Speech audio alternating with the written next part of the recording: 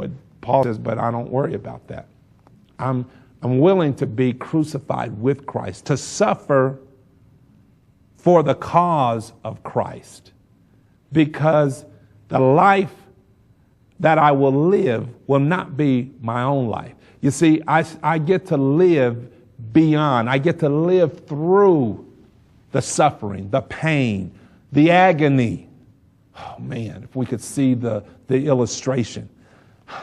The entire time that Jesus was being tormented and tortured as he was being crucified, life was still resilient. Life was still in him. Life was emanating out of him. The entire time he endured the suffering as he died for our sins, he was still producing life.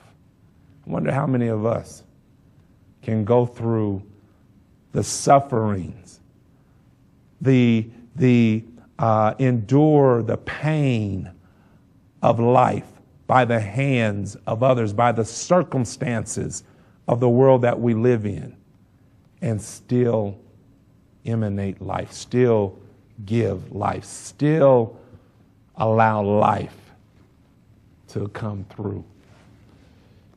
Paul says the crucifixion didn't destroy his life. It caused him to give his life.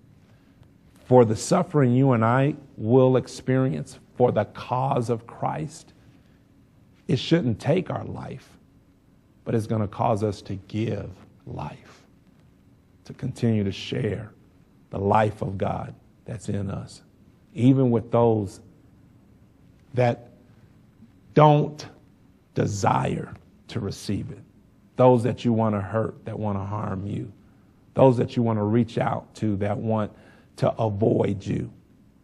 You don't allow the suffering, the pain, to prevent the life from still flowing through you. So Paul says, nevertheless, I live. Life is still the life. The life, catch this, cannot be destroyed because I suffer. The life that's in me cannot be diluted because I suffer. Man, I know this is not popular for some folks. You know, some folks say, hey, I don't want to suffer. I don't want to have to endure pain, hardship. But Paul says, I want to live. I want to allow myself to truly have the life in me. And in order to have the life resident in me may require suffering, may require loss, may require pain.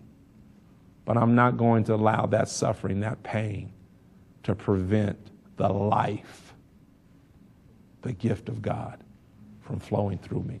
So I got to get to the final teaching point here.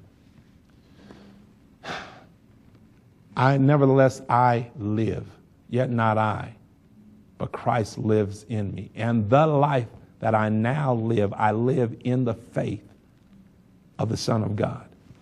I live now in the faith that the Son of God is resident in me. I live by the faith of the Son of God who loved me and gave himself for me. Living by the faith to know that God is in me and that he gave his Son for me. He loved me enough to give his Son for me.